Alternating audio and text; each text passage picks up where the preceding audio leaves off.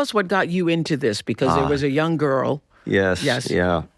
Well, as I said, I went through medical school with this materialistic mindset, and one of my first weeks as a doctor, as a psychiatrist, I was asked to see a patient who had overdosed in the emergency room.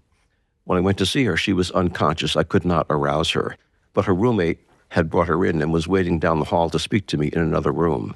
So I went down to speak to the roommate and got information about the patient. Went back to see the patient. She was still unconscious, so she was admitted to the intensive care unit overnight. When I went to see her the next morning, as soon as she woke up, I went to see her and introduced myself, and she stopped me and said, "I know who you are. I remember you from last night." That's kind of stunned me, so I said, I thought you were out cold when I saw you. And she said, "Well, I was, but I saw you talking to my roommate, Susan, down the hall." And I just got startled about it. I didn't know what she was talking about. I assumed someone's playing a trick on me here. But then she went on to tell me about the conversation I had with the roommate, what I said, what the roommate answered, what we were wearing, to find details. And I didn't know how she could have known all this. Yeah, so that threw you. It threw me. Because nothing in medical school had prepared you for that. Not at all. Nothing in my life had prepared me for this. Yeah. This is the thing that I remember. She knew that you had a stain on your tie. Right. And when I went to the emergency room, it was covered up by my white lab coat. I had opened it to talk to the roommate, and it was a very hot night in Virginia. And then I closed it up again before I left. So no one but the roommate had seen that spot. And somehow the patient who was unconscious the whole time knew about it. So when you first started to talk about this, or had the courage to actually mention, things that you had experienced with patients and knew were being awakened to NDEs, even when we weren't calling them that, you got a lot of criticism and ostracism. Well, I did, and I still do to some extent, but I understand that. Part of me is still looking for that materialistic explanation for it. But I've seen so many examples of people whose brains were obviously not functioning well, if at all, and yet they describe their consciousness as more vivid than ever before. And they have memories that were sharper than memories of other events at the same time in their life, decades after the event. So that tells you what? That it is not a hallucination. It is not even a, quote, normal memory, because they're remembered so much more vividly. But there's something greater than the events. brain, that the mind might be greater than the brain. That's the implication, yes. Yes. That when the mind is functioning very well, the brain is not. And there's no medical explanation for how that can be.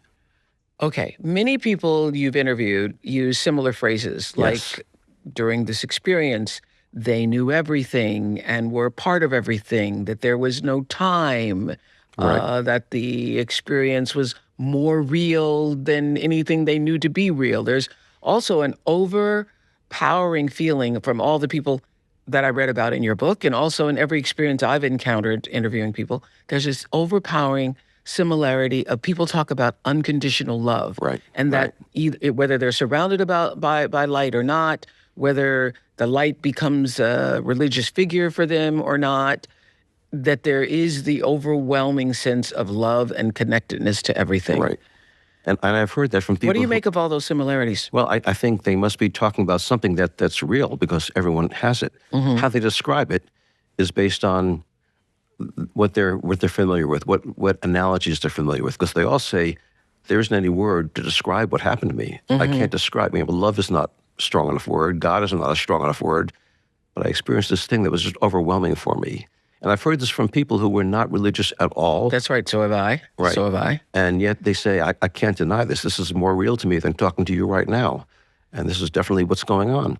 Well, it does feel like a different realm. Like it's not a part of. Right. And one of the first times I had a conversation with somebody about it was actually a gentleman that you talk about in the book After. Tom Sawyer. And when we were preparing for you to come on the show, I mentioned to my longtime producer, Tara, I said, I remember years ago, it was between 90 and 94, and the reason I remember it because I was so struck by what he said, and it changed me. It changed the way I thought. So Tom Sawyer had an accident where a car had fallen on him. Yes. And I remember him being on the show and saying that he used to be a really cruel person, and that, or I started the questions with like, I heard you used to be cruel. And he goes, oh, well, that's pretty harsh. But he used to be a really pretty cruel person and was abusive to his wife.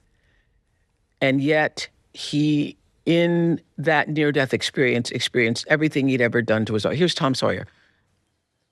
Remarkable things happened to Tom Sawyer during a near-fatal highway accident where he was pinned under a truck. I understand you felt every bit of pain that you had ever caused to your wife, and you'd been pretty cruel to her. Yeah. Boy, that's pretty sharp. Yes, that's true. In my life review, of course, the tunnel, the light at the end of the tunnel, immersed with a connection to total knowledge and God's unconditional love. Having said that, as part of my life review, I noted not only was myself at any bit or time of chronological age, but regarding any interrelationship with the 31 years that I've been with my wife, Elaine, I experienced being her. I don't mean like her or a moviola, but I was her psychology. I was her physical body. I was as though I was not just in her body, but I was her. So things such as the verbal abuse, the physical pain, the psychology, the sociology, all of that. I was that. Now, if you don't need much more of a lesson than total knowledge. What does the human experience, how does it compare to whatever that other realm of knowing is like?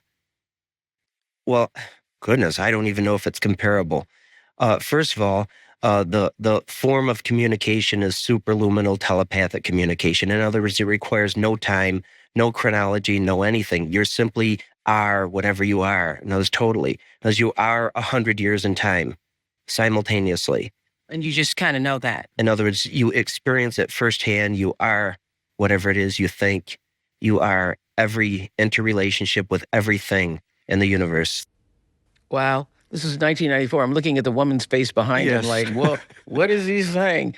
Have other people that you have studied talked about the similarities of reliving other people's experiences? The reason why that made such an impression on me, I actually got goosebumps when he said he felt everything that he'd ever done. I thought, oh, that makes sense. That is complete karmic sense, that the life review would be that you feel everything you've ever done. Yes. Yes. Yes, you really feel things from other people's perspective. And Tom talks about beating someone up when he was a teenager and feeling it from that person's point of view, or doing something nasty to his grandmother and felt it from her perspective. But I've also heard from people that they experienced not only what they were doing to other people, but they experienced the other person's emotions, which made them more compassionate. Yes. For example, as a woman who, that's what he was saying. Yeah. That I felt what my abuse to my wife, I felt how she felt. Right. And therefore I come back trying not to be that kind of person.